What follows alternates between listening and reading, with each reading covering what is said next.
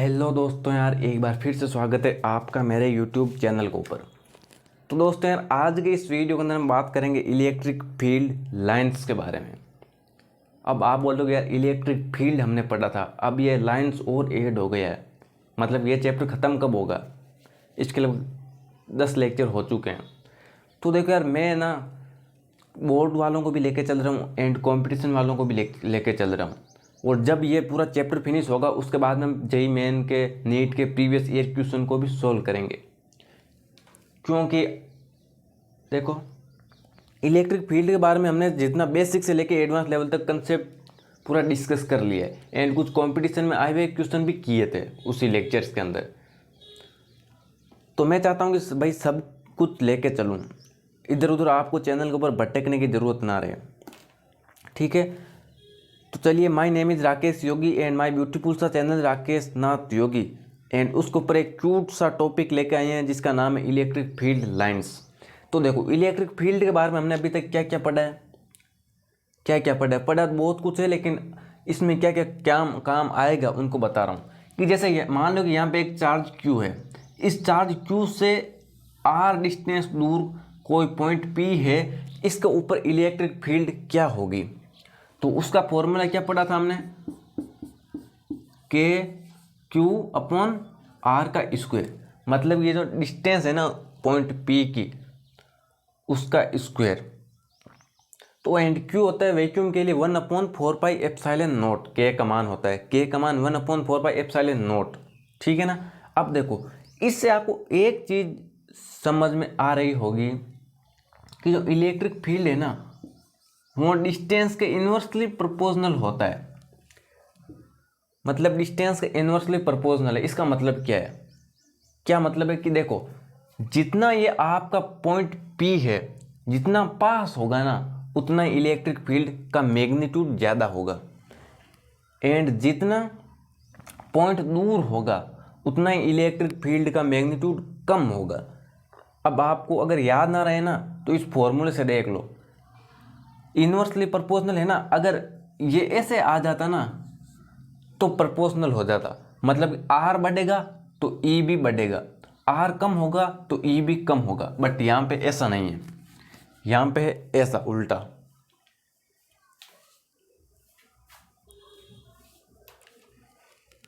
तो यहाँ पे कुछ उल्टा है। उल्टा क्या है कि भाई आर कम होगा ना तो ई ज़्यादा हो जाएगा, आर कम तो ई ज़्यादा। मतलब आर कम का क्या मतलब है कि मान लो कि भाई ये पॉइंट पी है, वहाँ की जगह यहाँ पे आ गया पास में, तो इलेक्ट्रिक फील्ड ज़्यादा हो जाएगा। एंड यदि आर ज़्यादा हो गया तो ई आपका कम हो जाएगा। अब ये तो सिंपल सी बात है ना, कोई चार्ज है।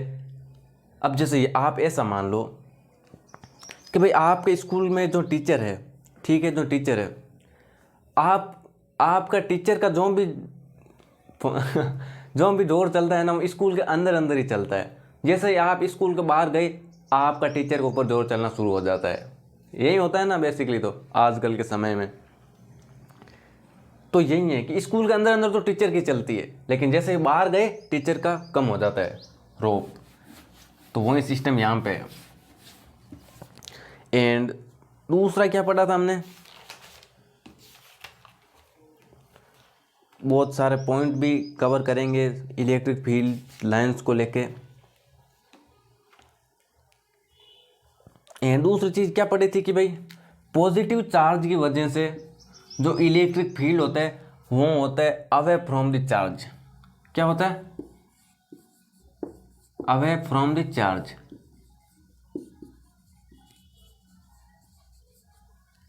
इलेक्ट्रिक फील्ड एक वेक्टर क्वांटिटी है। एंड माइनस क्यू की वजह से क्या होता, इलेक्ट्रिक फील्ड क्या होता है? Towards the charge, towards the charge. Towards the charge का मतलब कि इसकी तरफ होता है। इसकी जैसे माइनस क्यू है तो उसकी तरफ इलेक्ट्रिक फील्ड होता है, एंड प्लस क्यू से दूर होता है। मतलब कि चार्ज की वजह से प्लस क्यू से इलेक्ट्रिक फील्ड निकलती है एंड माइनस क्यू में जाती है। ये है, बस इतना ध्यान रखना। अब हम बात करेंगे इलेक्ट्रिक फील्ड लाइंस के बारे में। ये चीज़ आपको पता है अगर आपने मेरे सारे वीडियोस देखते आए हुए होंगे, ठीक है ना। तो ये सब तो था भाई फॉर्मूले से, E=KQ/R², ये मैग्नीट्यूड होता है फॉर्मूले से। अब आए फेराडे भाई साहब और उन्होंने आके बोला कि इसको थोड़ा पिक्चर के रूप में समझो। तो मैं यहाँ पे लिख देता हूँ इलेक्ट्रिक फील्ड लाइन्स।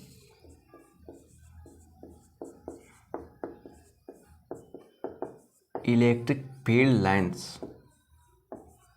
तो सबसे पहले मैं यहाँ पे बना देता हूँ, उसके बाद मैं आपको उसमें समझा दूंगा।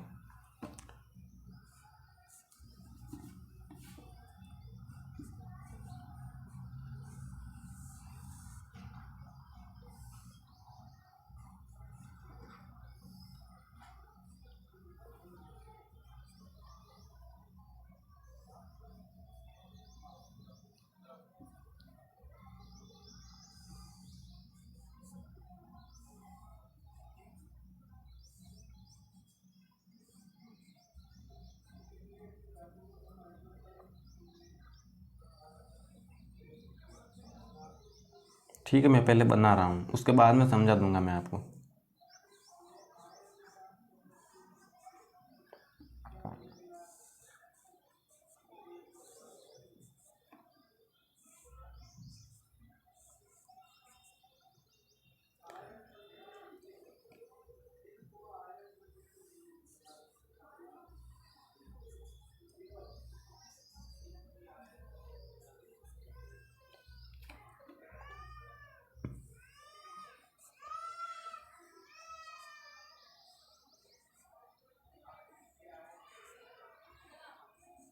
तो ठीक है, हालांकि इतनी ठीक है। अब देखो फेराडे भाई साहब ने बोला कि अब फॉर्मूले की ज़रूरत नहीं है, अब इस तरीके से समझ लो इलेक्ट्रिक फील्ड लाइन्स को। तो अब हमने बोला कि ठीक है इस तरीके से समझ लेंगे, क्या दिक्कत है। लेकिन हमें जो दो चीज़ें उसके अंदर पता चल रही थी वही इसके अंदर पता चलना चाहिए, तब हम आपको सही मानेंगे, ठीक है ना। तो दो चीज़ें क्या क्या थी, दो फैक्ट क्या क्या थे कि भाई एक तो direction of electric field, direction of electric field, and second क्या था, magnitude of electric field. Magnitude of electric field, हमें ये दो चीज़ें पता चल जाएगी तो ठीक, हम बोल देंगे कि भाई आप ठीक है। तो देखो पहली चीज डायरेक्शन ऑफ इलेक्ट्रिक फील्ड, तो अब इसके अंदर कैसे पता लगाएंगे डायरेक्शन ऑफ इलेक्ट्रिक फील्ड, ठीक है। तो देखो, तो फेराडे भाई साहब बोले कि हमें पहली चीज तो चाहिए भाई डायरेक्शन ऑफ इलेक्ट्रिक फील्ड। तो उन्होंने बोला कि अगर आपको डायरेक्शन चाहिए तो देख लो, सबसे पहले तो इलेक्ट्रिक फील्ड को इन्होंने डिनोट कर दिया इन एरो से, इलेक्ट्रिक फील्ड इन एरो से डिनोट कर दिया। तो और उन्होंने क्या बोला कि जो एरो की डायरेक्शन है ना, एरोस की डायरेक्शन ये आपको देगी direction of electric field, direction of electric field. अब आप बोले क्या मतलब, देखो एरो की डायरेक्शन किस तरफ है, ये यही तो है, ये ऐसा है, तो इसका मतलब इस तरफ ऊपर की तरफ यहाँ जा रही है। एंड प्लस क्यू की वजह से हमें जानते ही हैं अवे फ्रॉम द चार्ज होती है, तो यहाँ पे ये एरो भी इसी हिसाब से दूर की तरफ जा रहे हैं। तो जो एरो की डायरेक्शन है ना वो हमें देती है डायरेक्शन ऑफ इलेक्ट्रिक फील्ड, ये चीज़ ध्यान में रखना आप। तो ठीक है, हमने बोल दिया, ठीक मान लेंगे, क्या दिक्कत है। एरो की डायरेक्शन है इस तरफ है, एरो की डायरेक्शन ये दूर जा रही है प्लस क्यू से, तो हमारे तो दोनों कंसेप्ट ठीक हो गई कि ठीक हमने मान लिया। अब दूसरी चीज़ सामने आई, दूसरी चीज़ हमने बोला कि ठीक है अब मैग्नीट्यूड को कैसे पता लगाएंगे इनसे। अब बात ये समझ में ना आई, मैग्नीट्यूड ऑफ इलेक्ट्रिक फील्ड,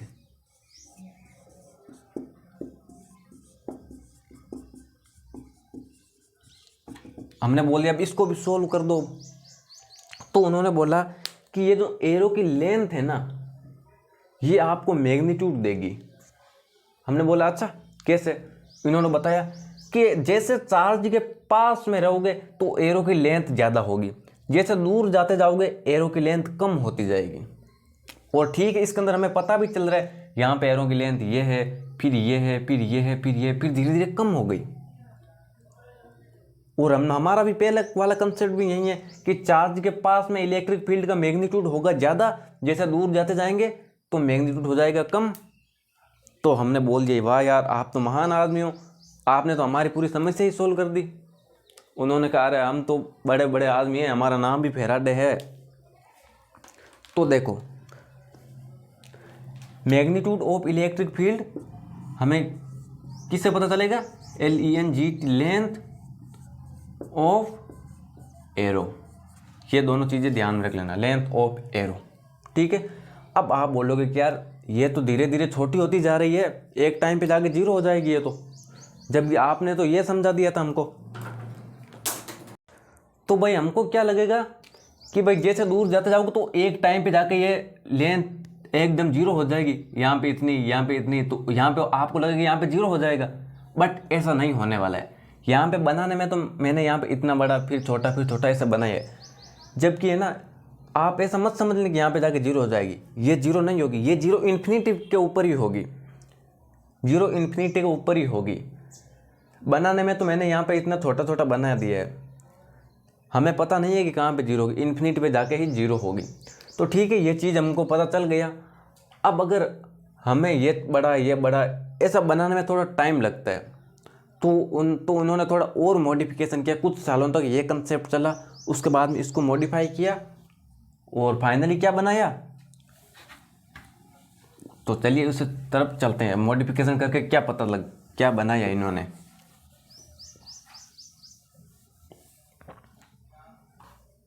अब की बार इन्होंने क्या किया, ये चार्ज है,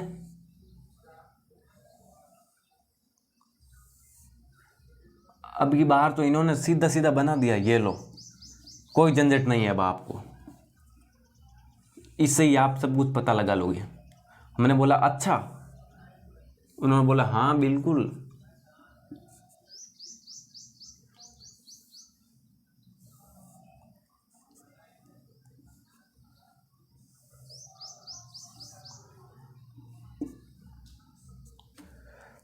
तो हमने बोला कि ठीक है, इसको मान लेंगे हम, उन दो चीज़ों को हमको समझा दो, हम तो मान लेंगे।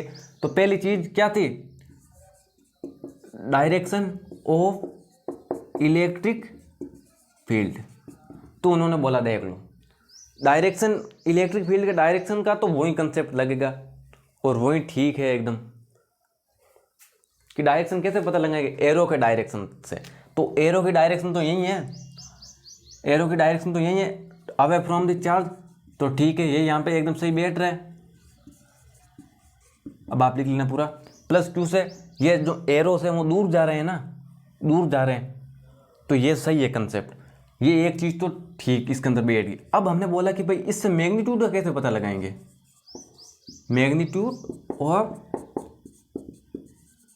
Electric field. हमने बोला इसको भी सही करो। अब उसके अंदर तो यार पहले सबसे बड़ा एरो था, उसके बाद में थोड़ा छोटा। बट यहाँ पे तो ऐसा छोटा मोटा कंसेप्ट ही नहीं है, यहाँ पे तो कोई लफड़ा ही नहीं। अब कैसे पता लगाएंगे? तो फिर उन्होंने थोड़ा सोचा और बोला कि अब वो तो हमसे तो ज़्यादा होशियार थे, नाम ही उनका फैराडे था। तो जब भाई मैग्नीट्यूड के ऊपर आके बात अड़ी, तो इन्होंने बोला कि अब की बार ना आपको मैग्नीट्यूड का पता लगेगा इलेक्ट्रिक फील्ड की डेंसिटी से, density of electric field, density of field lines.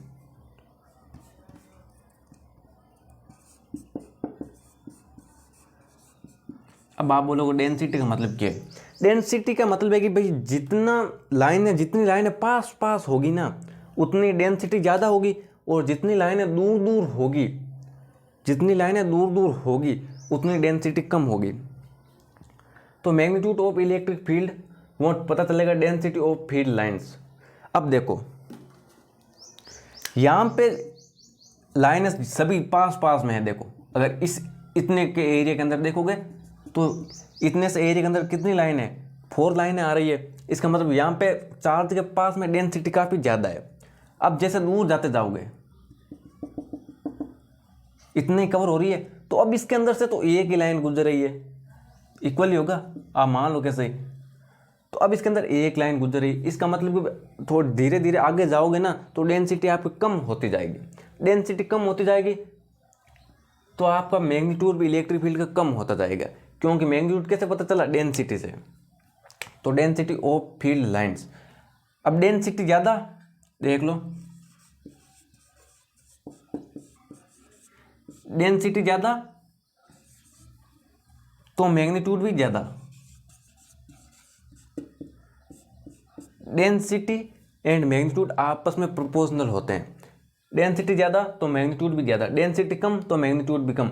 आप बहुत दूर चले जाओगे ना, बहुत ही दूर, तो डेंसिटी बहुत कम हो जाएगी, बट जीरो नहीं होगी। अगर जीरो हो जाएगी तो इलेक्ट्रिक फील्ड भी जीरो हो जाएगी, लाइन्स भी जीरो हो जाएगी। तो इन्फिनिटी पे जाओ, इन्फिनिटी पे इलेक्ट्रिक फील्ड जीरो होगा, हम ऐसे बता नहीं सकते कितनी डिस्टेंस दूर होगा। तो जैसे जैसे दूर जाते जाओगे तो डेंसिटी एकदम कम होती जाएगी। डेंसिटी कम का मतलब है कि भाई फील्ड लाइन है ना, वो बहुत दूर दूर चली जाएगी। यहाँ पे एकदम पास में चार्ज एकदम क्लोज क्लोज है, ठीक है ना।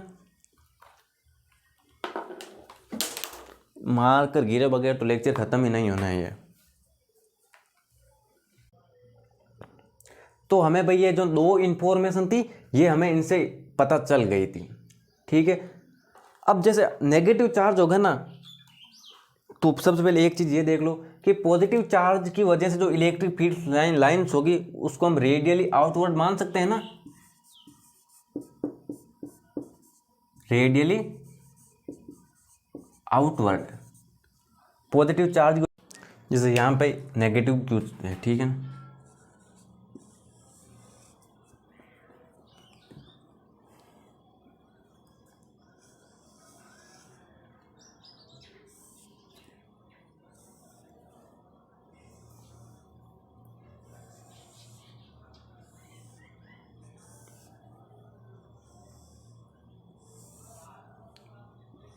नेगेटिव चार्ज की वजह से इलेक्ट्रिक फील्ड्स टूवर्ड्स ही होता है, अब तो पॉजिटिव की वजह से होता है, तो towards the charge.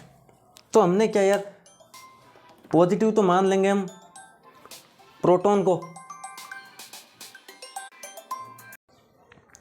And negative होते हैं इलेक्ट्रॉन। मतलब कि पॉजिटिव चार्ज होता है प्रोटॉन के ऊपर एंड नेगेटिव चार्ज होता है इलेक्ट्रॉन के ऊपर। ये हमको पता है ना कि प्रोटॉन के ऊपर पॉजिटिव होता है। तो अब क्या यार, ये सच में प्रोटॉन और इलेक्ट्रॉन के चारों तरफ ऐसी लाइन होती है क्या? समझो जैसे अब जैसे ये मार्कर है, मार्कर का सबसे छोटा पार्ट परमाणु, परमाणु के अंदर इलेक्ट्रॉन में प्रोटॉन है, तो मेरे को मार्कर के चारों तरफ ऐसी लाइन दिख रही है क्या? नहीं दिख रही है। तो क्या ये सब तो यार मनगढ़ंत कहानियां है, ये मनगढ़ंत कहानियां है, ये सब हमको पढ़ना पड़ेगा। हालांकि ये ऐसा हमको दिखने को नहीं मिलता है, ठीक है ना। तो नेगेटिव चार्ज की वजह से इलेक्ट्रिक फील्ड कैसी होती है? Radially inward. तो नेगेटिव चार्ज की इलेक्ट्रिक फील्ड लाइन इसकी तरफ होती है एंड पॉजिटिव चार्ज से इलेक्ट्रिक फील्ड लाइन उससे अवे होती है, ठीक है। अब हम इसकी डेफिनेशन लिखेंगे एंड डेफिनेशन के बाद इसके कुछ पॉइंट है, लगभग 12 से 13 पॉइंट हो गए, काफ़ी इंपॉर्टेंट है। उसमें से बोर्ड में कंपटीशन में क्वेश्चन आते हैं, उन पॉइंट को लिखेंगे, हर एक पॉइंट को नोट करना है, हर एक पॉइंट बहुत इंपॉर्टेंट है। और अगर आप इस लेक्चर को देख लोगे ना तो फिर ये मैं वादा करता हूँ कि आपको इलेक्ट्रिक फील्ड लाइन से रिलेटेड कोई भी प्रॉब्लम नहीं होगी। आपको इधर उधर चैनल पे भटकने, कहीं भी भटकने की ज़रूरत नहीं है। अगर आप इस लेक्चर को अच्छे से देख लोगे और हर चीज़ को नोट कर लोगे तो। अगर अच्छे से नहीं देखोगे तो फिर मेरी गारंटी नहीं है। तो ये फील्ड लाइन क्या है? इलेक्ट्रॉन में प्रोटॉन की वजह से इलेक्ट्रिक लाइन, ये इलेक्ट्रिक फील्ड लाइन से, ये इमेजिनरी लाइन से, ये हमने ऐसे कल्पना की है, जबकि ऐसी होती नहीं है, रियल में हमको दिखती नहीं है, ठीक है ना। तो चलो अब हम डेफिनेशन की तरफ चलते हैं।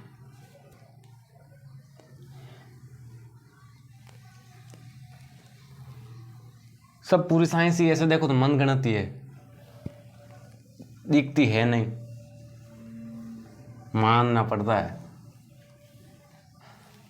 Definition of electric field.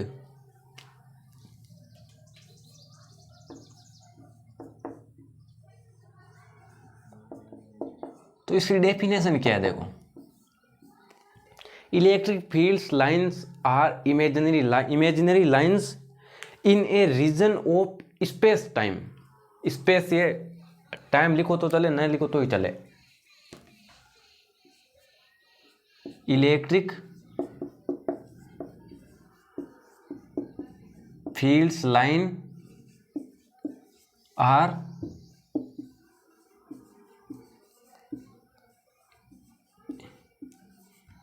imaginary lines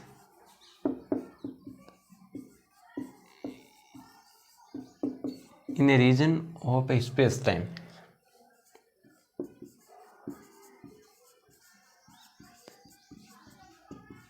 of a space time, ठीक है ना, यहां तक आप लिखो।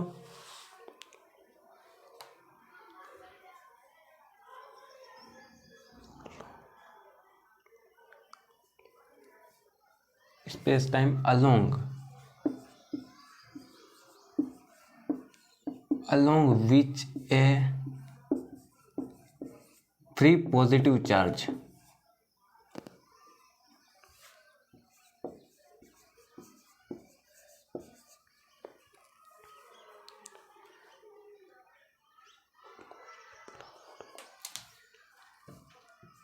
would move if allowed। ठीक है, एक बार फ्रेम देख लेता हूं मैं, अभी तक तो ठीक है। अलाउड टू डू सो, यह है इसकी definition of electric fields line. अगर आपको इलेक्ट्रिक फील्ड लाइंस की डेफिनेशन लिखनी बोले, हालांकि ये भी एक पॉइंट ही है, एक पॉइंट। अब दूसरा हम सेकेंड पॉइंट स्टार्ट करेंगे। ये एक पॉइंट करूँ, अगर आपको पूछ लेना कि इलेक्ट्रिक फील्ड लाइन की जो भी आपको लिखना होता है ना, जैसे आपको एग्जाम आता है, बोर्ड एग्जाम में रचना करना,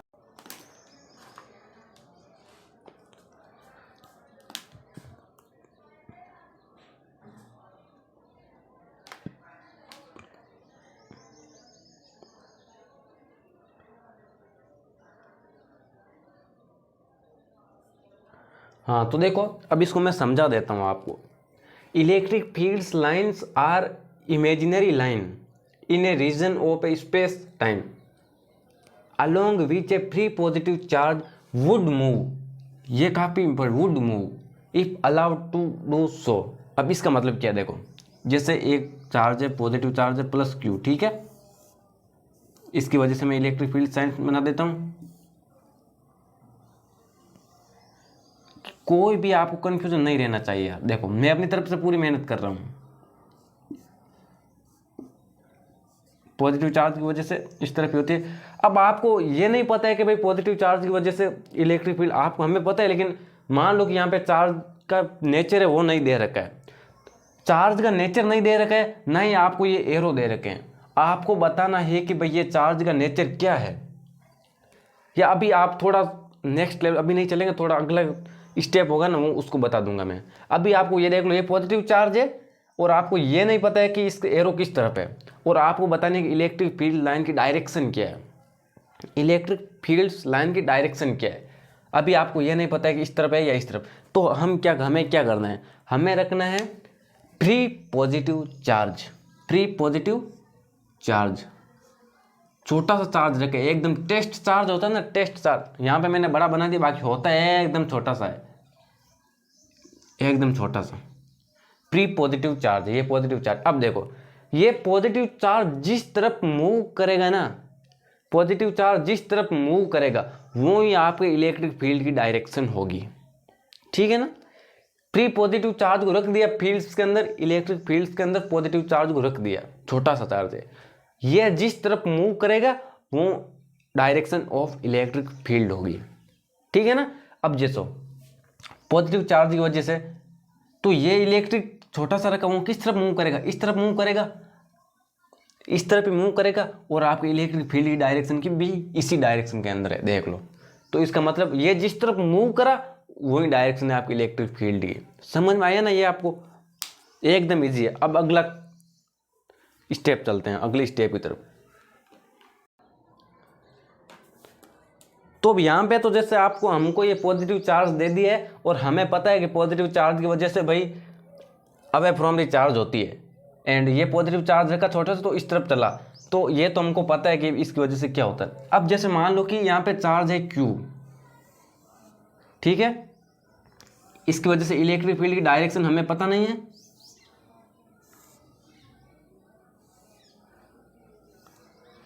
हमको अभी कुछ नहीं पता, ठीक है ना, ये मैंने ज़्यादा बना दिया थोड़ी। अब आपको पूछ ले कि भाई हमको ना इसकी डायरेक्शन बताने इलेक्ट्रिक फील्ड की, इस चार्ज की वजह से डायरेक्शन बतानी इलेक्ट्रिक फील्ड की, एंड इस चार्ज का नेचर बताना है कैसा है। और आपको एग्जाम में दे दिया होगा कि आपको एग्जाम क्या दिया होगा कि एक फ्री पॉजिटिव चार्ज को रखने पर वो किस तरफ मूव करता है, अवे फ्रॉम द चार्ज है या टूवर्ड्स द चार्ज है, ये दे। अब जैसे मान लो कि आपको छोटा सा चार्ज रखा एंड वो टूवर्ड्स द चार्ज मूव कर रहा है, टूवर्ड्स द चार्ज मूव कर रहा है। आपको एग्जाम में दे दिया होगा कि भाई एक चार्ज है जिसका नेचर पता नहीं है एंड इसकी इलेक्ट्रिक फील्ड्स की डायरेक्शन है वो भी पता नहीं है, जबकि हमको ये दोनों बताना है। अब और ये बोल दिया कि भाई जो चार्ज है ना फ्री पॉजिटिव चार्ज वो मूव कर रहा है towards the charge, towards the charge. अब हमको दोनों पता चल गए, सिंपल है। यह जिस तरफ मूव करा फ्री पॉजिटिव चार्ज जिस तरफ मूव करा वही होगी डायरेक्शन ऑफ इलेक्ट्रिक फील्ड, बस इतना सा है। अब इस चार्ज का नेचर क्या होगा, नेगेटिव ही तो होगा, क्योंकि नेगेटिव चार्ज से ही तो टूवर्ड्स दी होती है इलेक्ट्रिक फील्ड, ठीक है ना, बस इतना सिंपल है।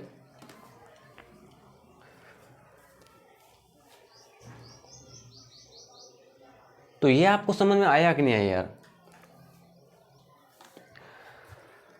देखो एक बार फिर से समझा देता हूँ, आपको चार्ज है पॉजिटिव है या नेगेटिव आपको कुछ भी पता नहीं है, एंड ये जो इलेक्ट्रिक फील्ड लाइन्स है इनके भी एरो किस तरफ, इस तरफ है या इस तरफ, आपको अभी वो भी पता नहीं है। आपको एग्जाम इतना दे दिया कि एक फ्री टेस्ट चार्ज होता है वो भी पॉजिटिव ही होता है, मैंने पहले के लेक्चर में बता दिया टेस्ट चार्ज पॉजिटिव होता है और बहुत ही छोटा होता है। तो फ्री टेस्ट चार्ज रखा वो टूवर्ड्स द चार्ज मूव कर गया, तो बस इतना पता चल गया, मतलब कि हमको सब कुछ पता चल गया। इस तरह मूव करा तो इलेक्ट्रिक फील्ड की डायरेक्शन भी यही होगी towards the charge, and towards the charge है तो चार्ज आपका नेगेटिव है। करेक्ट है ना यार, एकदम क्लियर है, ठीक है।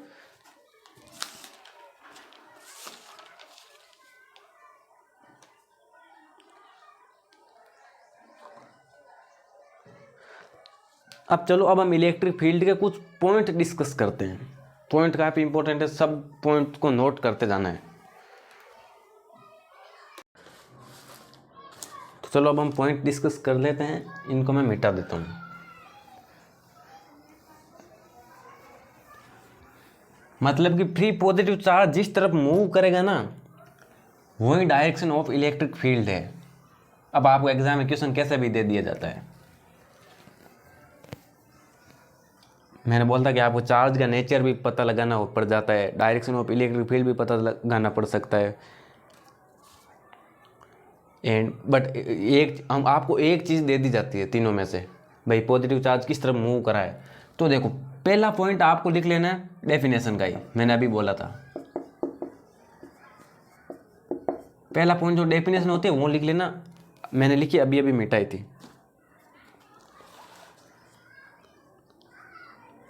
एंड सेकेंड पॉइंट क्या है आपका,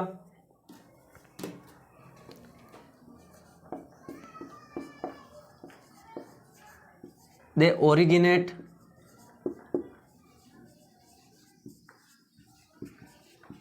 फ्रॉम पॉजिटिव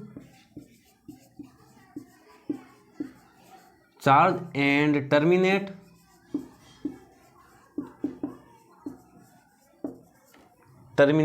का मतलब कहाँ पे ख़त्म होती है, टर्मिनेट एट नेगेटिव चार्ज। अब अभी आपको ये समझ में नहीं आया होगा इसका मतलब क्या है। इसका मतलब है कि भाई इलेक्ट्रिक फील्ड लाइन है ना, इनका रास्ता क्लियर होता है, जबकि हमारा नहीं होता है। आप स्कूल जाते हो तो पता नहीं कहाँ कहाँ पे भटकते हुए जाते हो, किस दोस्त के पास में जाते हो, उसके बाद जाके स्कूल में पहुँचते हो, जबकि इलेक्ट्रिक फील्ड लाइन का रास्ता एकदम क्लियर है। ठीक है ना, ये काफ़ी समझदार है। समझदार क्यों है? क्योंकि ये हमेशा पॉजिटिव, जहाँ पे मिला पॉजिटिव से निकलो, नेगेटिव मिला वहाँ उसके अंदर जाओ बस। जैसे ये पॉजिटिव चार्ज है, इससे निकलो, एंड अगर नेगेटिव बीच में मिल गया तो ऐसा होता है इसके अंदर जाओ बस। ठीक है, पॉजिटिव से ओरिजिनेट एंड नेगेटिव पे टर्मिनेट। ठीक है ना। एंड सेकेंड पॉइंट,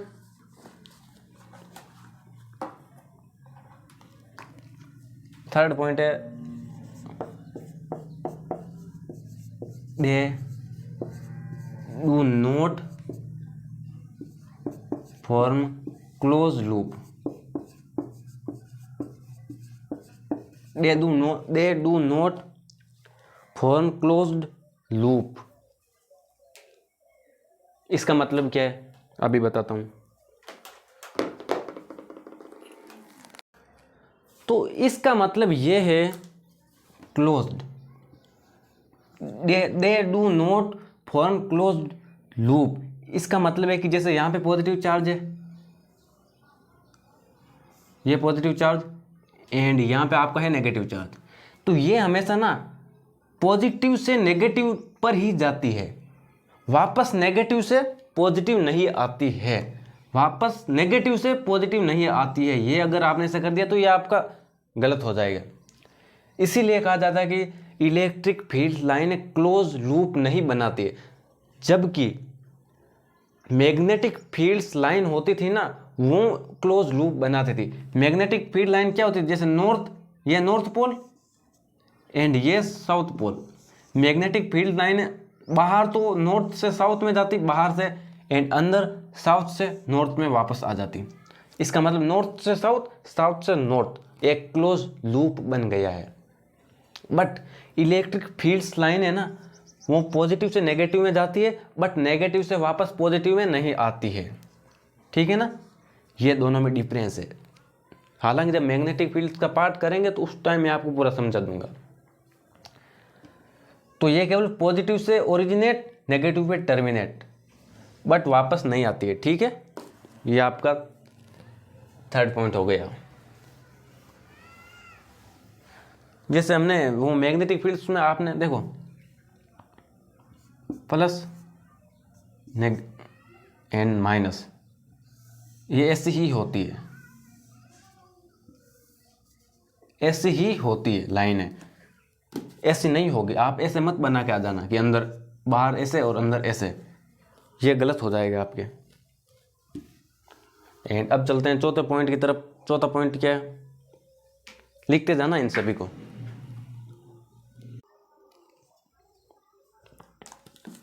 तो इसका चौथा पॉइंट लिखते हैं,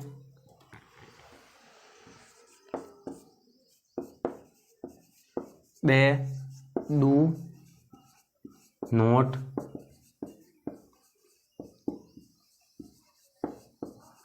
टर्मिनेट इन स्पेस। अब देखो इसका मतलब क्या है, they do not terminate in space. मतलब कि देखो जैसे मैंने यहाँ पे पॉजिटिव चार्ज है, इसकी वजह से ये इलेक्ट्रिक फील्ड्स लाइन है।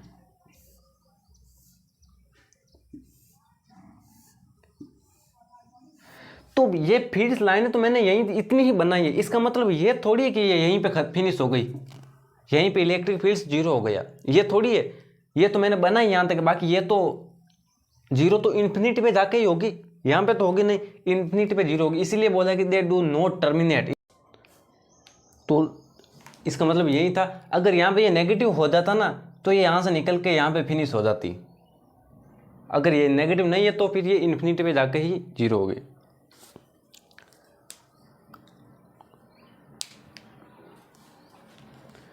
अब आपका अगले पॉइंट की तरफ चलते हैं। 5 पॉइंट है,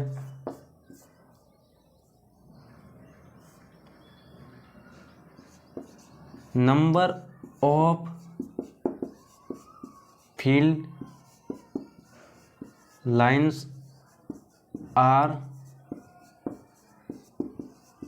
subjective, number of fields line are subjective, but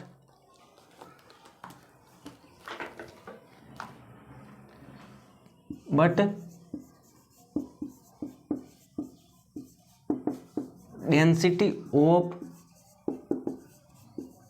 fields lines are objective. इसका मतलब क्या है? देखो, इसका मतलब ये है कि नंबर ऑफ फील्ड्स लाइन है ना, ये तो पर्सन टू पर्सन डिपेंड करते हैं, इसीलिए इसको बोला कि subjective, person to person depend करती है। अब आपके ऊपर डिपेंड करती है कि आप किसी एक चार्ज की वजह से कितनी फील्ड्स लाइन गुजारो।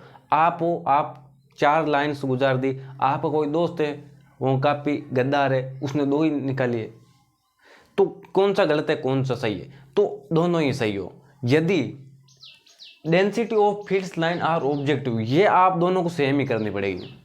आप ऐसा नहीं कि आपने अलग कर दी उसने अलग कर दी, ये दोनों के लिए ऑब्जेक्टिव है, ठीक है ना। अब जैसे देखो क्या है, यहाँ पे प्लस क्यू है, यहाँ पे प्लस क्यू है, यहाँ पे आप हो, आपने इसने फील्ड्स लाइन गुजारी 3 लाइनें गुजारी, और यही आपका फ्रेंड है प्लस क्यू, उसने लाइनें गुजारी हमने 2 ही। अब इस कंडीशन में तो आप दोनों सही हो अगर आपने अलग अलग चार्ज है। अगर दोनों चार्ज एक ही फ्रेम के अंदर आ जाए ना, फ्रेम के अंदर मतलब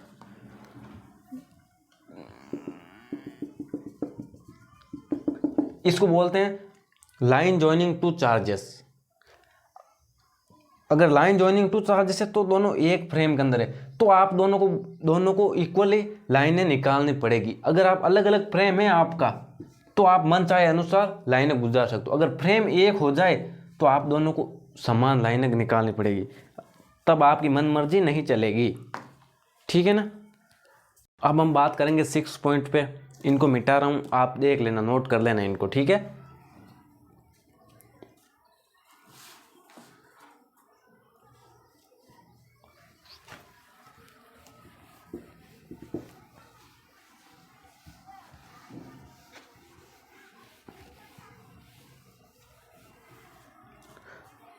सिक्स पॉइंट कौन सा होगा?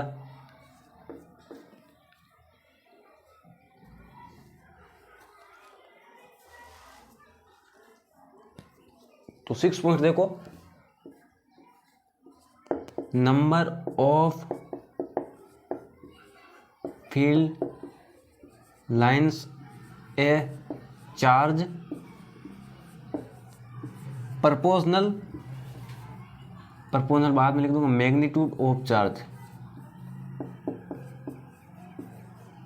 मैग्नीट्यूड ऑफ चार्ज, ठीक है ना। अभी आपको समझ में नहीं आया होगा, मैं अभी बता रहा हूं। अब प्रपोजनल का sign, number of fields line, अब फ्रॉम या ए टू, मतलब कि फ्रॉम या टू, यहाँ वो लिखने की जरूरत नहीं है। फ्रॉम का मतलब भाई away from the charge, positive charge की वजह से, एंड टू का मतलब टूवर्ड्स द चार्ज, तो वो लिखने की जरूरत नहीं, आपको इतना ही ध्यान रखना है, number of fields line A charge, magnitude of charge. अब देखो, जैसे यहाँ पे मैंने माइनस क्यू चार्ज लिया है, ये एक सिंगल चार्ज है, एक ही है माइनस क्यू। अब इससे जो इलेक्ट्रिक फील्ड्स लाइन है, मान लो कि मैंने 2 निकाल दिए, ठीक है। अब यही अगर मैं यहाँ पे माइनस का 2Q ले लूँ, तो क्या इसी से 2 लाइन निकालूँ तो चलेगा काम, चल जाएगा काम? तो ऐसे काम नहीं चलेगा, क्योंकि इसमें क्या बोला है कि number of fields line proportional है मैग्नीट्यूड के। इसमें 1 है तो 2 लाइन निकाली, अगर इसमें 2Q है तो इससे 4 लाइन निकालनी पड़ेगी। यह है प्रपोजनलिटी का कंसेप्ट ये है, ठीक है ना। ओके, एक बार फिर से बोल रहा हूं, अब जैसे अलग अलग आ जाए, अलग अलग क्या आ जाए,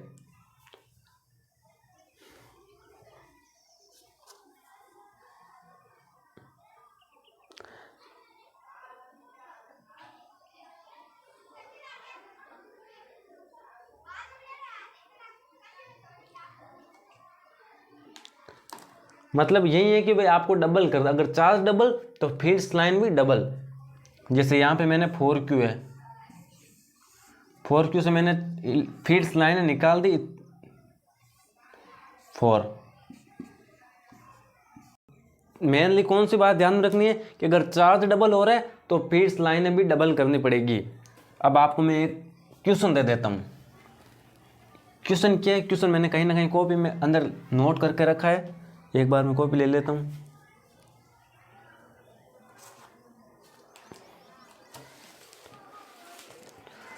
तो चलो यहाँ पे मैंने इसमें क्वेश्चन लिख रखा है, मैं लिख देता हूँ।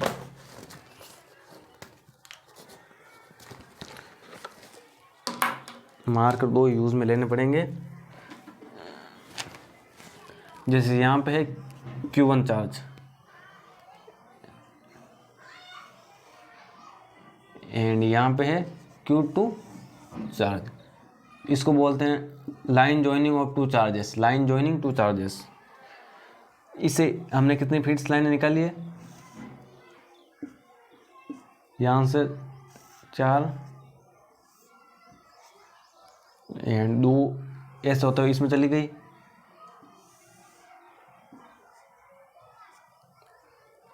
एंड 2 ही ऐसे गई इसमें।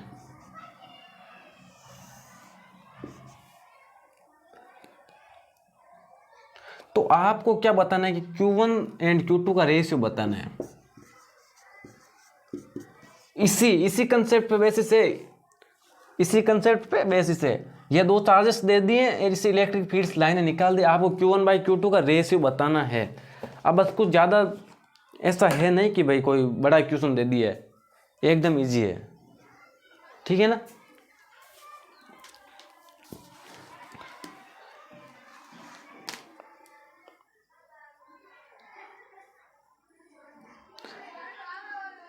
इसके ऑप्शन भी लिख लो आप, ऑप्शन भी जरूरी है। ए से 2, बी से 1/2, सी से -2, डी -1/2, ये ऑप्शन है, ठीक है ना। अब देखो, तो चलिए मैं ही करता हूँ इसको।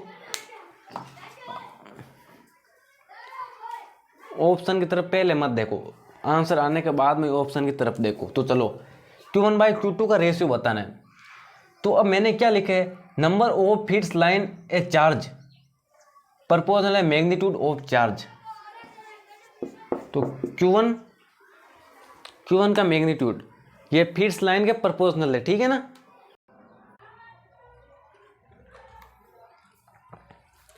तो मैग्नीट्यूड ऑफ Q1 जो किसके प्रोपोर्शनल है, number of fields line, number of fields line. तो Q1 से कितनी लाइन निकल रही है, 2 ये 2 ये 2 ये 2 ये, मतलब टोटल 8, ठीक है। एंड मैग्नीट्यूड ऑफ Q2, इससे कितनी लाइन, इसके अंदर 4 लाइनें आ रही है, तो ये 4। हमें क्या निकालना है, Q1/Q2। तो एक बार देखो, magnitude of Q1, magnitude of Q2 8/4 = 2, ठीक है। तो बट अब देखो, हमें तो Q1/Q2 निकालना है ना यार, क्यों, हमें तो ये मोड का मान ही नहीं चाहिए। तो Q1/Q2, ये तो Q1 तो पॉजिटिव चार्ज है, तो 8 एंड Q2 क्या है, Q2 नेगेटिव है, तभी तो इसके अंदर जा रही है। तो -4 = -2। करेक्ट कौन सा है, सी ऑप्शन आपका करेक्ट आंसर है। देख लो, आप क्वेश्चन को मत समझो, ऐसे क्वेश्चन कभी भी आए ना तो आपको ऐसे ही सॉल्व करना है। चलते हैं 7वें पॉइंट की तरफ। उससे पहले एक बार इसको फिर से समझ लो कि number of fields line A charge, मतलब एक चार्ज से जितनी लाइनें निकलती हैं ना वो उसके मैग्नीट्यूड के प्रोपोर्शनल होती है, ठीक है ना। जैसे मैंने अभी बताया था कि अगर एक Q चार्ज है, अगर इससे 2 लाइन निकली है तो दूसरा यहाँ पे 2Q चार्ज है ना, तो इसमें इससे डबल लाइन निकलेगी, क्योंकि चार्ज भी डबल हो गया है, ठीक है ना। अब हम 7वें पॉइंट की तरफ चलते हैं और इसमें देख लो, आपको ऐसा क्वेश्चन है तो कैसे करना है। सबसे पहले Q1 का मैग्नीट्यूड एंड Q2 का मैग्नीट्यूड। मैग्नीट्यूड होता है इसे लाइन जितनी गई है उसके इक्वल। तो Q1 से लाइन निकली 8, 2 2 2, ये 8 हो गई पूरी। एंड Q2 में 2 ये आई 2 ये आई 4। अब ये मैग्नीट्यूड है, मैग्नीट्यूड को हमने डिवाइड कर दिया तो आया 2। हमें तो मैग्नीट्यूड नहीं Q1/Q2 चाहिए, तो Q2 मतलब ये चार्ज नेगेटिव है, तो इसकी वजह से यहाँ पे नेगेटिव आ गया एंड फाइनल आंसर -2 आया। ठीक है,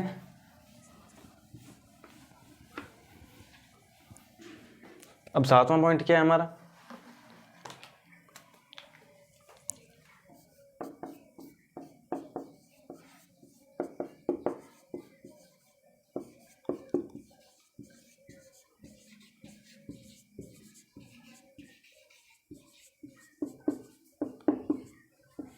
the fields line symmetric about line joining two charges.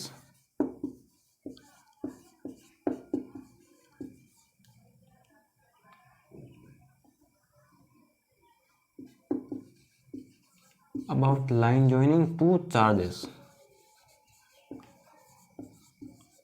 About line joining two charges, इसका मतलब क्या, देखो the fields line are symmetric about line joining two charges।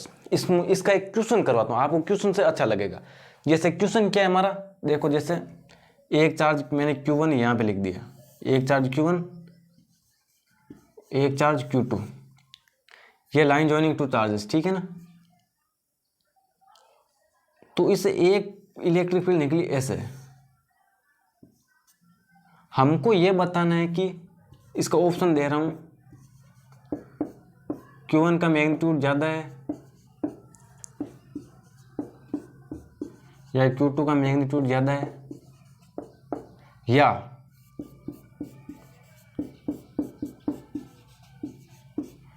None of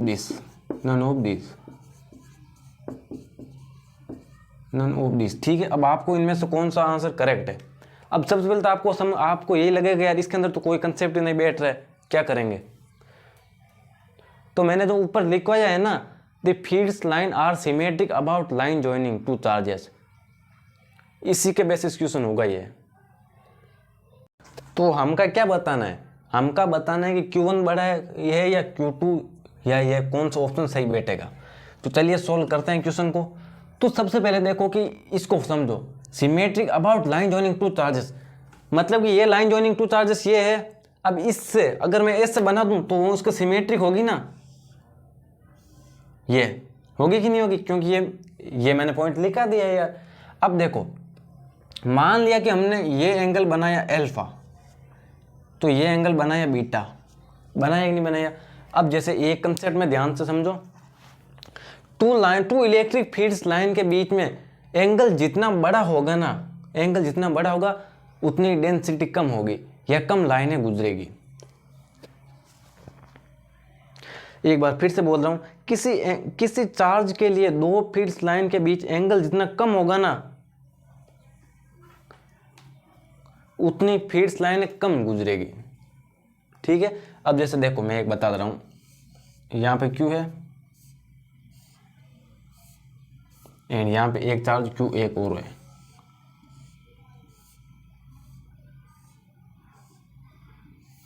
ठीक है। अब इसके अंदर दो लाइनों के बीच में एंगल मान लिया कि ये अल्फा है और इसके बीच में दो लाइनों के बीच में एंगल बीटा है। आपको देखते ही पता चला अल्फा ग्रेटर देन बीटा, ठीक है ना। अब देखो जिसका एंगल छोटा है ना उसमें से ज़्यादा लाइनें निकल रही है, इसका एंगल छोटा तो ज़्यादा लाइनें निकल रही है, इसका एंगल बड़ा है तो कम लाइनें निकल रही है। मतलब कि angle between two fields line, angle between two fields line, जैसे इसका ये अल्फा बड़ा है, अल्फा ग्रेटर देन बीटा। हमें क्या बताना है, तो अब हमको ये तो पता चल ही गया है ना कि भाई इससे कम लाइनें निकल रही है तो इसका मैग्नीट्यूड भी कम होगा। कौन सा, fields line A charge, number of fields line A charge, magnitude of charge, दोनों कंसेप्ट देख लो कितने एक दूसरे कनेक्ट है। इसमें अल्फा बड़ा है, इसका मतलब कम लाइनें गुजरेगी, कम लाइनें गुजरेगी इसका मतलब मैग्नीट्यूड छोटा है चार्ज का। समझ में आया कि नहीं आया।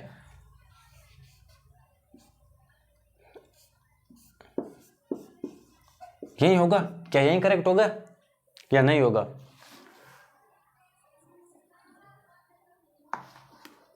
यही करेक्ट होगा ना, मेरे हिसाब से तो भाई यही है। देख लो दोनों, मैंने ऐसा नहीं कि इनको मिटा दिया, दोनों को रखा है और इन ताकि आपको पता चले कि भाई कितने एक दूसरे कनेक्ट है। ये सेकेंड ऑप्शन ये भी इज करेक्ट है। आपको समझ में नहीं भी आया, चिंता लेने की बात नहीं है, भाई बैठा है अभी तक, तो देखो सबसे पहला छठा पॉइंट है number of fields line A charge proportional है मैग्नीट्यूड, चार्ज के मैग्नीट्यूड का, जितना चार्ज का मैग्नीट्यूड ज़्यादा होगा उतनी उसे लाइनें ज़्यादा गुजरेगी। The fields line are symmetric about line joining charges, ये लाइन जॉइनिंग चार्ज है, लाइन जॉइनिंग टू चार्जेस, ठीक है ना, और इससे ये एक फील्ड्स लाइन निकली है। अब अगर हम इसके नीचे बनाएंगे ना तो ये इसके सिमेट्रिक ही है, ऐसा बना सकते हैं हम, कोई मना करने वाला नहीं है। अब देखो इनके बीच में ये एंगल बनाया ना, मतलब कि दो लाइनों के बीच में, दो फील्ड्स लाइनों के बीच में एंगल जिसका बड़ा होगा ना, एंगल जिसका बड़ा होगा उस चार्ज का मैग्नीट्यूड भी छोटा होगा, क्योंकि लाइनें कम गुजर रही है, ठीक है ना, मैंने दो यहाँ पे बताया था आपको। तो इसका एल्फा बड़ा है, बीटा छोटा है। एल्फा बड़ा है इसका मतलब इस चार्ज में से कम लाइनें गुजरेगी, कम लाइनें गुजरेगी, इसका मतलब मैग्नीट्यूड भी छोटा है। तो ये था, देखो मैंने तो यार पूरी मेहनत कर रही है अपनी तरफ से। चलो अब 7वां पॉइंट की तरफ चलते हैं, 7वें पॉइंट की तरफ, 8वां, सॉरी ठीक है ना, 8वां point.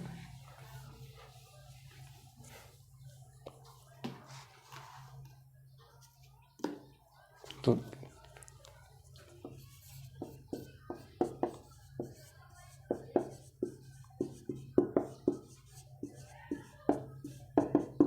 Density of field lines, एक बार मैं फ्रेम चेक कर लेता हूँ क्लियर है या नहीं है।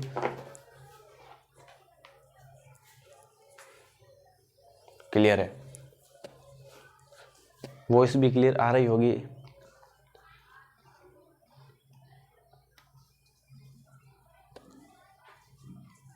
फील्ड लाइंस गिव्स मैग्नीट्यूड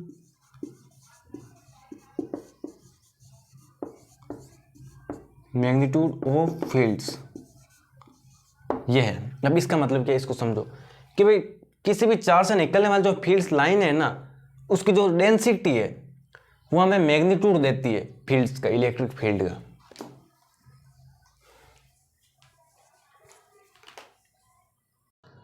मुझे पता है आपको ये पॉइंट थोड़ा कम समझ में आया, बट चिंता की कोई बात नहीं, क्योंकि भाई बैठा है ना।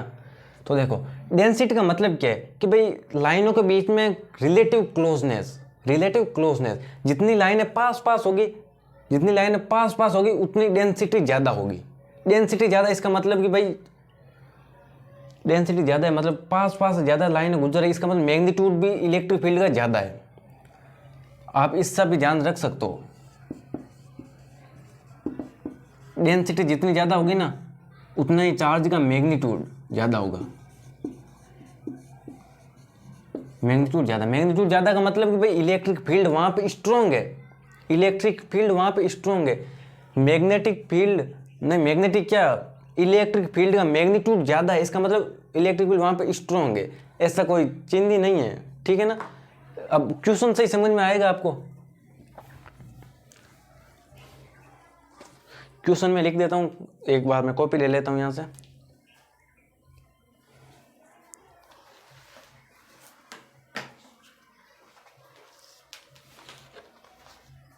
तो चलिए मैं क्वेश्चन लिख देता हूँ, ठीक है ना।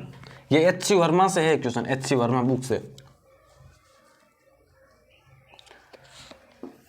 एच.सी. वर्मा भाई साहब बहुत ही बड़े आदमी हैं, आपसे बड़े है या ना, आप अपने आप को सबसे बड़े मानते होंगे, फिर भी दूसरों की लिखी बातें पढ़नी पड़ रही है हमको भी, क्या दिन आ गए हैं। यहाँ पे पॉइंट ए है,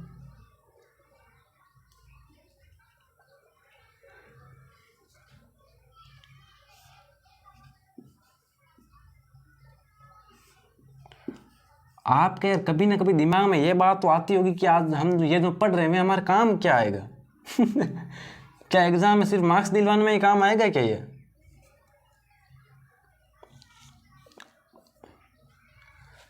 तो आपको बताना है, देखो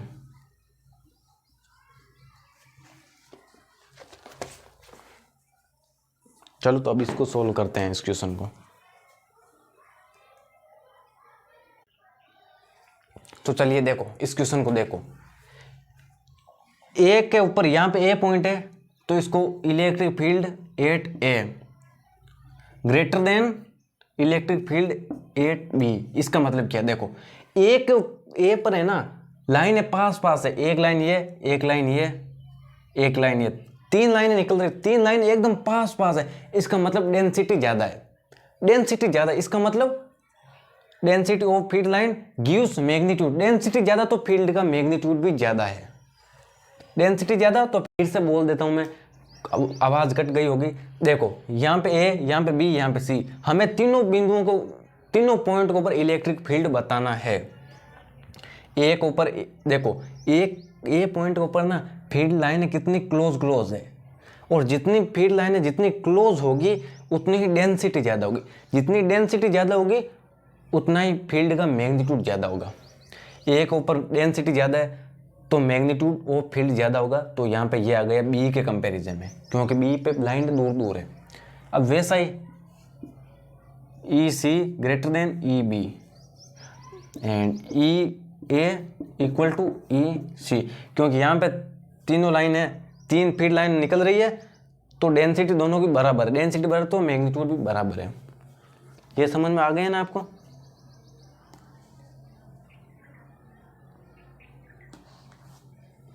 चलिए अब हम अगले पॉइंट की तरफ चलते हैं, 9 पॉइंट की तरफ, ठीक है ना।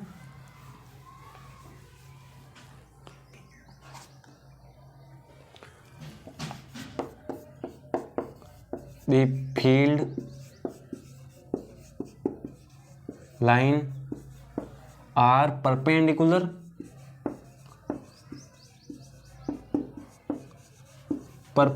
To surface. मतलब कि भाई एक सेकंड रुको, फील्ड लाइन है ना वो सरफेस के एकदम परपेंडिकुलर होती है, सरफेस के एकदम परपेंडिकुलर होती है। जैसे देखो यहाँ पे ये चार्ज है, आप इस पे भी मान सकते हो, एक मान लो कि भाई इस पे है, ठीक है ना, इसके अंदर क्यों चार्ज है। अब इससे लाइन ऐसे ही निकलेगी, चाहे आप कैसे भी निकाल दो।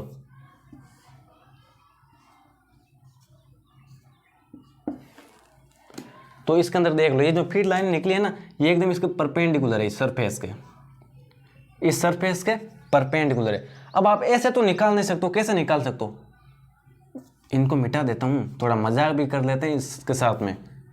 ऐसे तो आप निकाल नहीं से रहे, ऐसे तो, ऐसे निकालो तो परपेंडिकुलर नहीं होगी, अगर ऐसा है तो ये गलत है, ठीक है ना। अब अगले पॉइंट की तरफ चलते हैं। अगला पॉइंट कौन सा है हमारा, 10 पॉइंट 10वां होगा।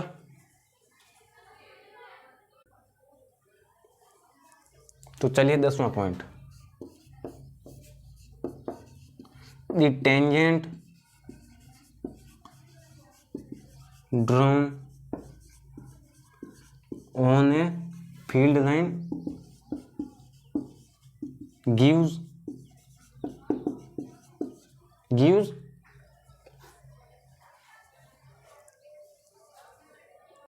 the direction of electric field.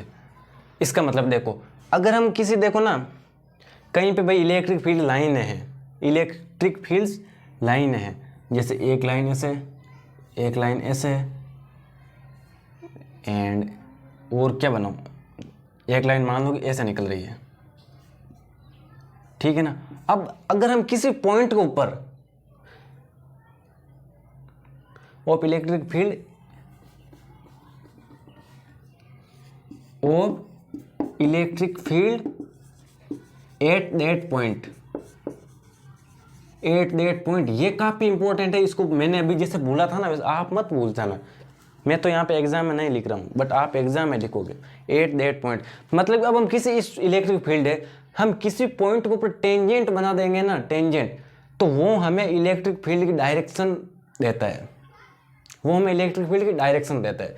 जैसे मैं यहाँ पे टेंजेंट बना रहा हूँ, यहाँ पे मैंने जो टेंजेंट बनाई है ना, ये मेरे को डायरेक्शन देगा इलेक्ट्रिक फील्ड, मतलब इसके ऊपर इस डायरेक्शन में है। इससे आपको समझ में आया होगा। अगर इससे नहीं है तो मैं एक अलग एग्जांपल ले लेता हूँ। चलो तो इसका मैं अच्छा सा एग्जांपल लेता हूँ।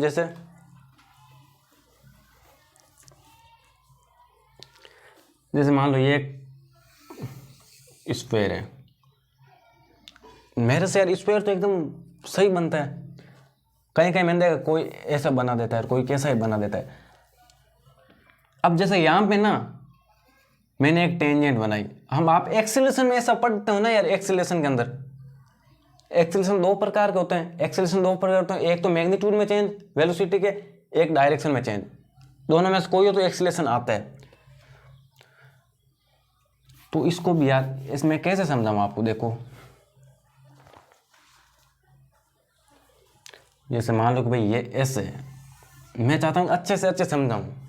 अब जैसे यहाँ इस पॉइंट के ऊपर मैंने टेंजेंट बनाई, तो इस पॉइंट के ऊपर तो डायरेक्शन ये होगी इलेक्ट्रिक फील्ड की, ठीक है।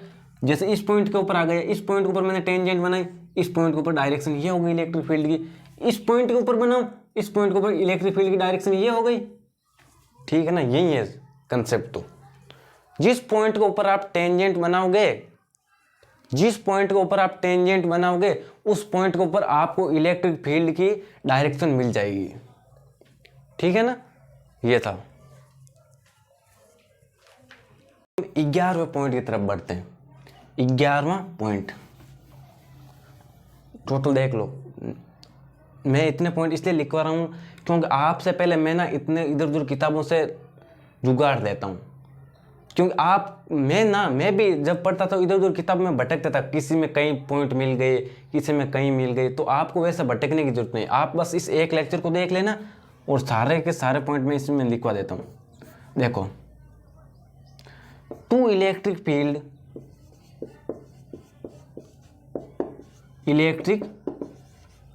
Fields line are can never intersect each other. इसका मतलब है कि भाई दो इलेक्ट्रिक फील्ड लाइन है, आपस में कभी भी ऐसे काटती नहीं है, आपस में कभी भी ऐसे काटती नहीं है। अगर काट ली भी तो क्या होगा। अब आपके मन में सीधा वाई आता है, वाई क्यों, ठीक है ना। तो देखो इसमें क्या है, दो इलेक्ट्रिक फील्ड लाइन आपस में कभी भी ऐसे टकराते नहीं है, ये इनमें लड़ाई झगड़ा नहीं होता है ऐसा। हालांकि रिपल्सन अट्रैक्शन तो होता है ऐसे तो तिरछी नजर तो इनकी भी होती है, लेकिन ऐसे टकराते नहीं, आपस में एक दूसरे से डरते हैं ये भी।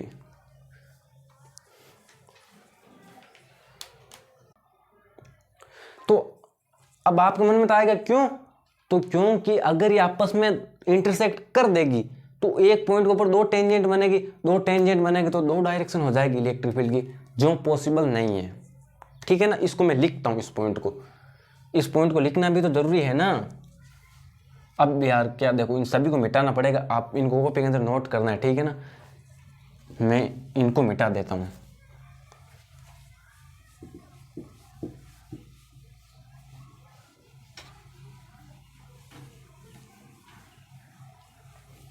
आई होप आप पढ़ने में यार पूरा मजा ले रहे होगे, ठीक है ना।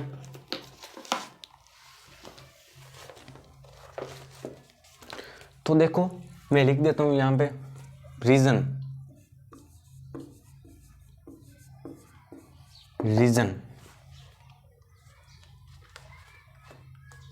because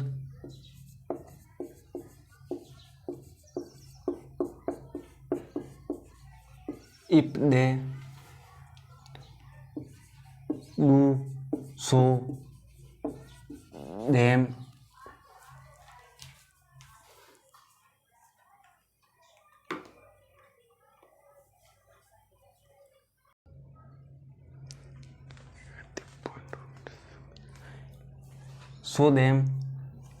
at the point of intersection,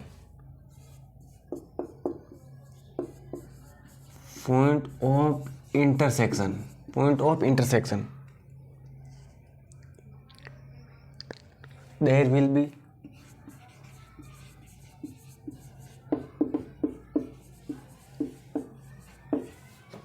be two tangent। मैंने बोला था ना वहां पे दो टेंजेंट बन जाते, there will be two tangent, hence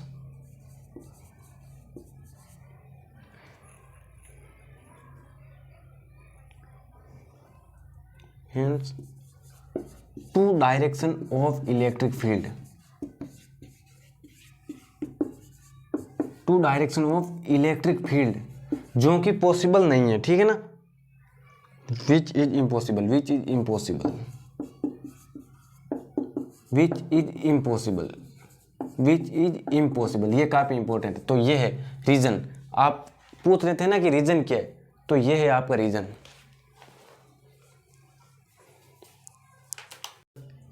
या दोस्त हूँ सर नहीं हूँ, इसका एग्जाम्पल बताओ। तो एग्जाम्पल जैसे देख लो, एक इलेक्ट्रिक फील्ड लाइन ऐसे जा रही है, एक इलेक्ट्रिक फील्ड लाइन ऐसे जा रही है, ऐसे जाती नहीं है। मैं इसके ऊपर आपको शूट कर ऐसा बता रहा हूँ कि भाई इंटरसेक्ट कर गई, ये तो इंटरसेक्ट कर गई, तो अब क्या करेंगे, इंटरसेक्ट कर गई तो टेंजेंट बनाओ। एक तो इस पॉइंट के ऊपर टेंजेंट बन गई, एक तो इसके ऊपर टेंजेंट बनाई हमने, एक ये बन गई, एक इसके ऊपर टेंजेंट बनाई, तो ये दोनों पॉइंट के ऊपर टेंजेंट बनाई। तो मान लो ये ई है एंड ये ई बी, क्योंकि टेंजेंट तो डायरेक्शन देती है ना इलेक्ट्रिक फील्ड की, और इन्होंने direction they the electric field की। तो ठीक है, आपको समझ में आ गया होगा। अब हम चलते हैं अगले पॉइंट की तरफ। अगला पॉइंट है हमारा 12वां पॉइंट।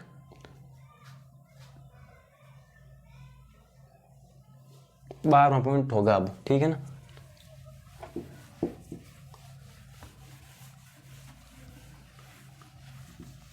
बारहवां पॉइंट है हमारा field line ripple bye positive charge. अरे ये मार्कर भी ना,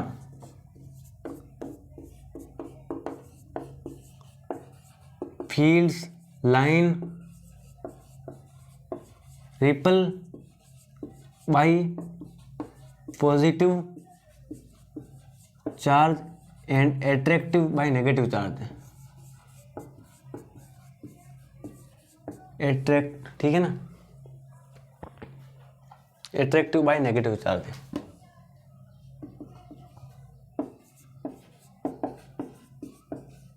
अब ये क्यों, क्योंकि मैंने बोला था ना कि फील्ड लाइन है ना वो पॉजिटिव चार्ज से तो ओरिजिनेट होती है, पॉजिटिव चार्ज से ओरिजिनेट होती है, और वो कहीं माइनस के तलाश में रहती है। जिनको जहाँ पर उनको माइनस मिल गया वहीं पे वह चली जाती है। तो और बीच में और कहीं पे प्लस मिला है तो उसको तो बोला है कि भाई हम तो प्लस है तो निकल कर आए हैं, प्लस है तो हम निकल कर आए हैं, तो उसको तो गाली देके आगे भाग जाएगी वो। वो बोलेगी हमें तो माइनस चाहिए, इसीलिए वो माइनस की तरफ अट्रैक्ट होती है, ठीक है ना।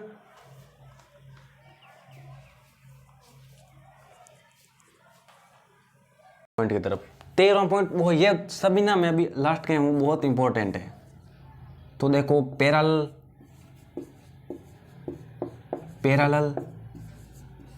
स्ट्रेट, STRI, ये मीनिंग गलत हो सकती है, स्पेलिंग गलत हो सकती है। स्ट्रेट इक्विस्पेस इलेक्ट्रिक फील्ड्स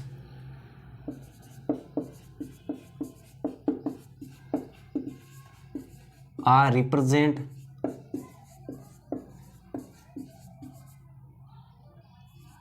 ये किसको रिप्रेजेंट करता है, यूनिफॉर्म इलेक्ट्रिक फील्ड को। फील्ड लाइंस, यहाँ पे लाइन और लिखें, ठीक है ना, lines are represent uniform electric field.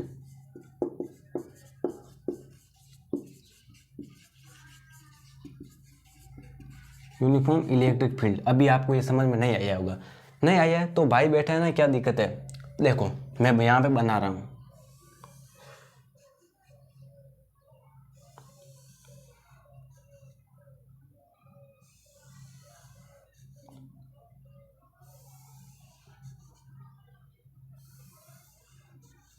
ये मैंने बना दी है।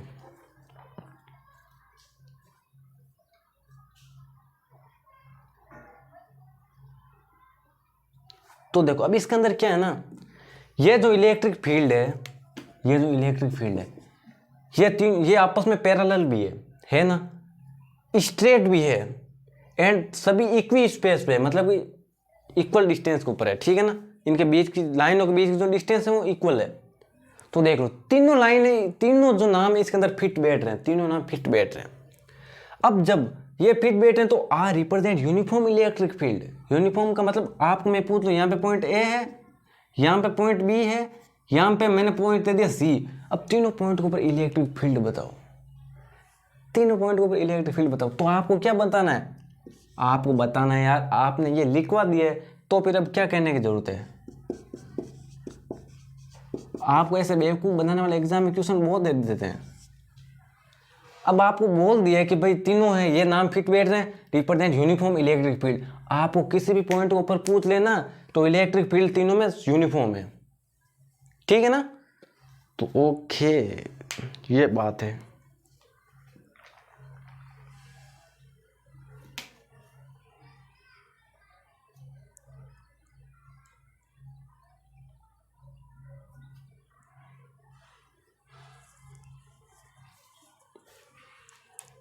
तो अब हम चलते हैं, एक लास्टवां पॉइंट है, लास्टवां पॉइंट को नाम दिया 14वां पॉइंट, ठीक है ना। 14वां पॉइंट सब कुछ आपको देख लो यार, साथ साथ में समझाते हुए भी चल रहा हूँ। ये काफ़ी इंपॉर्टेंट है, मैंने बोल दिए।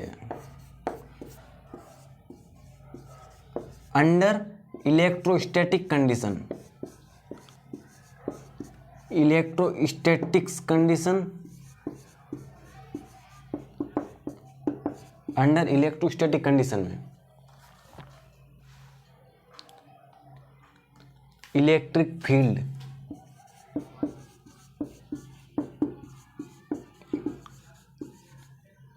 इनसाइड ए कंडक्टर, और क्या, इनसाइड ए कंडक्टर,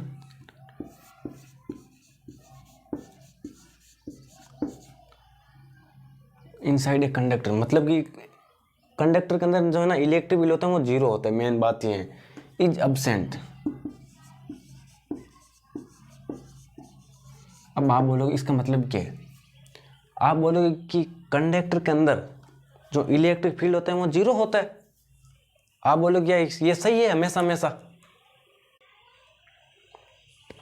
क्या यह सही है कि भाई कंडक्टर के अंदर इलेक्ट्रिक फील्ड जीरो होता है। तो हाँ, ये सही है, ये सही है कि भाई कंडक्टर के अंदर इलेक्ट्रिक फील्ड जीरो होता है, but only under electrostatic condition. अगर ये पॉइंट लिखना भूल गए तो भाई साहब फिजिक्स को नीचे देखना पड़ेगा, फिर आप फिजिक्स को भी देखना पड़ेगा और मुझे भी देखना पड़ेगा। आपका टीचर खड़ा होकर बोल दे, आपके टीचर बोल दे, जैसे कि आपके टीचर आपको बोले कि बेटा जो है ना कंडक्टर के अंदर इलेक्ट्रिक फील्ड जीरो होता है, आपको खड़े होकर बोलना सर गलत मत बोलो, कंडक्टर के अंदर इलेक्ट्रिक फील्ड जीरो तभी होता जब इलेक्ट्रोस्टैटिक कंडीशन है। इसका मतलब क्या है, इलेक्ट्रोस्टैटिक कंडीशन का मतलब है कि भाई उसके अंदर जो चार्ज है वो रेस्ट के ऊपर है, चार्ज रेस्ट के ऊपर है। अब जैसे देखो, मान लो कि भाई इसके अंदर इलेक्ट्रिक फील्ड है, इसके अंदर इलेक्ट्रिक फील्ड है। अगर इसके अंदर इलेक्ट्रिक फील्ड, इसका मतलब इलेक्ट्रिक फील्ड प्लस से माइनस की तरफ जाता है। तो जो इसके अंदर इलेक्ट्रॉन है ना, इलेक्ट्रॉन इस कंडक्टर के अंदर, आपको पता है कंडक्टर के अंदर फ्री इलेक्ट्रॉन तो होते ही हैं, तो जो इलेक्ट्रॉन है वो इस तरफ मोशन कर जाएंगे एंड यहाँ पे आके इकट्ठे हो जाएंगे। जबकि ऐसा तो होना नहीं है। अगर ऐसा हो जाएगा तो पूरा कंडक्टर कैसा रहेगा, तो करंट ही रुक जाएगा। तो क्या हुआ, इलेक्ट्रोस्टैटिक कंडीशन का मतलब है कि जो कंडक्टर अंदर जो चार्ज है वो रेस्ट के ऊपर है। हालांकि रेस्ट के ऊपर इलेक्ट्रॉन नहीं होते हैं, वो जिग-जैग मोशन करते हैं, कोई इधर कोई इधर कोई इधर, जिग-जैग मोशन करते हैं। इसलिए जिग-जैग मोशन करते हैं, जिग-जैग मोशन करते हैं, इस वजह से एक दूसरे के वेलोसिटी को कैंसिल कर देते हैं और जीरो हो जाती है। ठीक है ना, समझ में आया। इलेक्ट्रोस्टैटिक की कंडीशन के अंदर कंडक्टर के अंदर इलेक्ट्रिक फील्ड जीरो होती है। और यदि आपको बोल दे कि होलो स्फीयर के अंदर इलेक्ट्रिक फील्ड क्या होगा, होलो स्फीयर, तो होलो स्फीयर के अंदर तो इलेक्ट्रिक फील्ड जीरो ही होगा ना, क्योंकि इसके अंदर तो इलेक्ट्रॉन ही नहीं है। ठीक है ना। अब हालांकि ज़्यादा लेक्चर बचा नहीं है, ज़्यादा लेक्चर बचा नहीं है, ठीक है ना। एक पॉइंट और बस, उसके बाद में लेक्चर खत्म।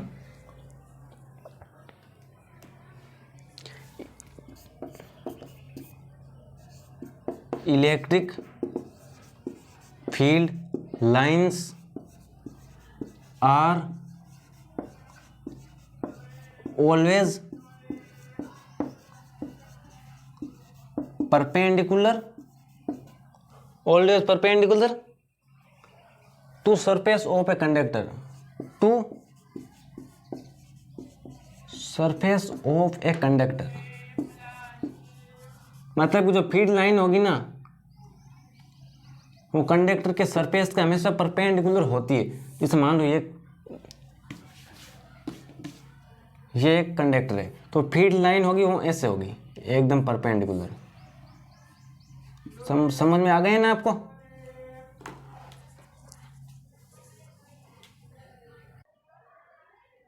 तो अब बस दोस्तों यार, आपको इलेक्ट्रिक फील्ड के टोटल पॉइंट तो भाई ये टोटल 15 पॉइंट है, इनको सबको कॉपी में नोट कर लेना और लिखना है, याद भी रखना है, केवल लिखने से ही कुछ नहीं होगा।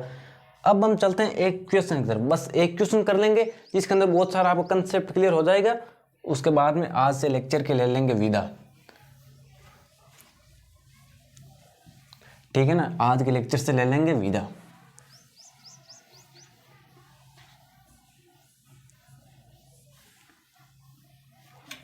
मैं क्वेश्चन लिख देता हूँ, क्वेश्चन मतलब ऐसे काफ़ी टाइम लगेगा, तो मैं नहीं चाहता कि भाई लेक्चर फालतू में ऐसा टाइमिंग ज़्यादा बढ़े। दोस्तों यार, आपका क्वेश्चन अब तैयार है। दो चार्ज जैसे Q1 एंड Q2, इनसे इलेक्ट्रिक फील्ड निकल रही है और Q2 में जा रही है। हमको बताना है कि भाई Q1 का मैग्नीट्यूड ज़्यादा है या Q2 का मैग्नीट्यूड ज़्यादा है। ये मल्टीपल करेक्ट क्वेश्चन है, ठीक है ना? पहला तो ये बताना, और दूसरा इसके बाद में इनमें से इन C एंड D में से कोई एक करेक्ट होगा और A में B में से भी कोई एक करेक्ट होगा। तो अब इनमें से बताना है कि कहाँ पे इलेक्ट्रिक फील्ड जीरो होगी, कहाँ पे इलेक्ट्रिक फील्ड जीरो होगी। काफ़ी अच्छा क्वेश्चन है, प्रीवियस ईयर क्वेश्चन कंपटीशन में आए हुए हैं ये, ठीक है ना? तो चलिए मैं करता हूँ इस क्वेश्चन को। मच्छर बहुत है यार हमारे यहाँ इस रूम के अंदर।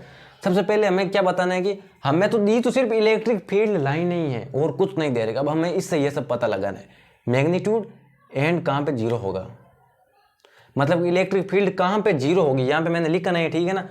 Left of Q1 at a finite distance and दूसरा right of Q2 at a finite distance. तो देखो, सबसे पहले मैग्नीट्यूड पता लगाना है। अब मैग्नीट्यूड पता लगाने के लिए तो हमें फील्ड लाइनें दे रखी है, तो इससे पता लग जाएगा। सॉल्यूशन,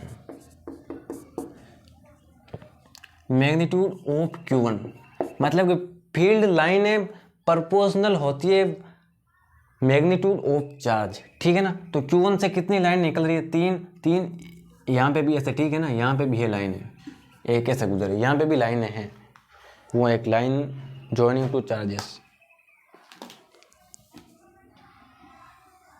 ऐसे लाइन, ठीक है ना? तो देखो Q1 से कितनी लाइनें निकल रही है? तीन तीन तीन तीन और एक, ये 13, मतलब कि टोटल Q1 से लाइन 13 निकल रही है। Q2 से कितनी निकल रही है? तो देखो Q2 से आ रही है सभी, तीन ये 2 ये, मतलब 6 7 8 एक 9, ये 9, ठीक है ना? तो अब देखो यार, मैग्नीट्यूड तो आपको पता चल गया होगा ना, मैग्नीट्यूड तो पता चल ही गया होगा, क्योंकि अब देख लो किसकी फील्ड लाइन ज़्यादा है, 13 है, तो Q1 का मैग्नीट्यूड ज़्यादा होगा Q2 से। तो इनमें से कौन सा है? A option is correct. तो ये तो हो गया। अब हमें बताना है कि इलेक्ट्रिक फील्ड कहाँ पे जीरो होगा। तो यार मैंने अब इसके लिए इलेक्ट्रिक फील्ड का जब लेक्चर लिया था ना, उसके अंदर मैंने करवाए थे ऐसा क्वेश्चन, जब दो सेम चार्जेस हो,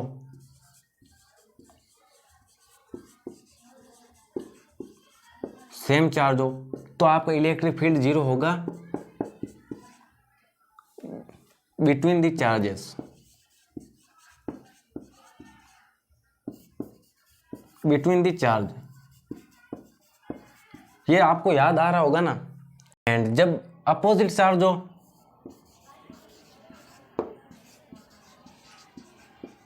जब अपोजिट चार्ज हो तो होगा बाहर की तरफ, आउटसाइड, और वो भी नियरेस्ट स्मॉलर चार्ज, ठीक है? Nearest smaller charge, nearest smaller charge, nearest smaller charge, और ये इसके अंदर भी आएगा, ठीक है ना? Nearest smaller charge.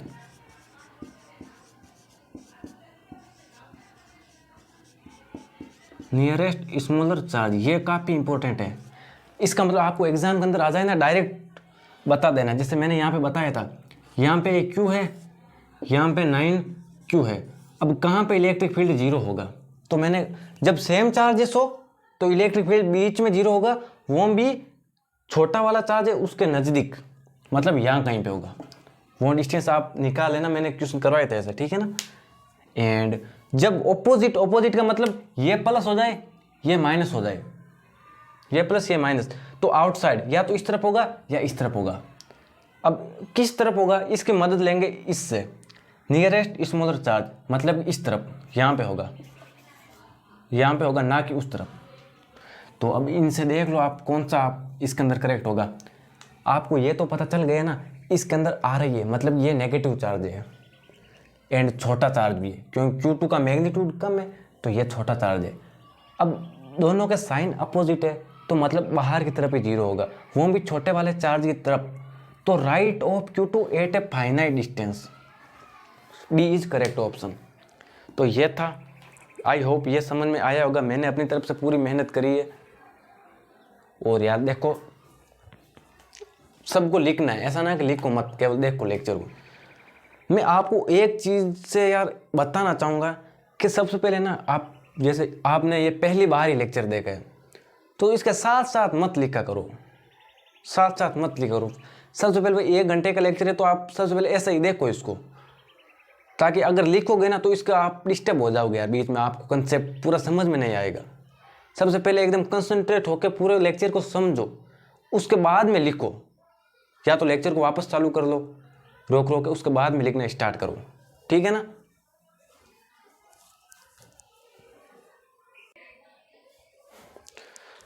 तो ठीक है, तो आई होप आज का लेक्चर आपको समझ में आया होगा।